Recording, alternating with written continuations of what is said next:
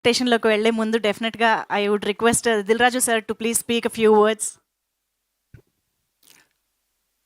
అందరికీ నమస్కారం అండి. Thank you very much. పేరు పేరున అందరికీ అభినందనలు, కృతజ్ఞతలు తెలియజేస్తూ, సో థ్యాంక్ యూ మీట్ అనగానే నేను రాత్రి రావడం, దిల్ రాజు భయ్య మన ఫంక్షన్లు ఇంతకుముందు చేసిన ఫంక్షన్లు మిస్ అయ్యారు. ఆయన వస్తే ఎందుకంటే ఇండస్ట్రీ ఉండండి సార్, ఇండస్ట్రీ బాగుండాలని కోరుకునే మనిషి, ప్రతి ఒక్కరి అందరి గురించి ఆలోచిస్తూ ఉంటారు.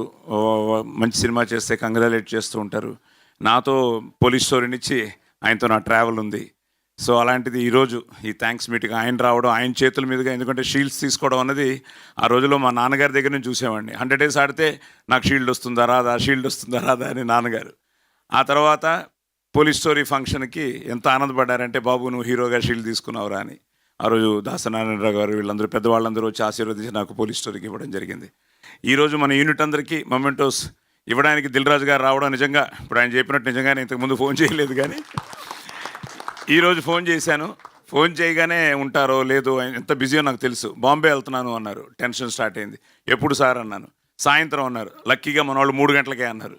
సార్ 3 గంటలకే సార్, మీరు వచ్చి షీల్డ్స్ ఇచ్చి ఒక బాబుని ఆశీర్వదించి టీంని అభినందించి మీరు బాంబే వెళ్ళండి సార్ అడగగానే వచ్చినందుకు ఫస్ట్ మనం అందరం కలిసి దిల్ రాజు గారికి పెద్ద థ్యాంక్స్ చెప్తూ ఆయనకి సార్.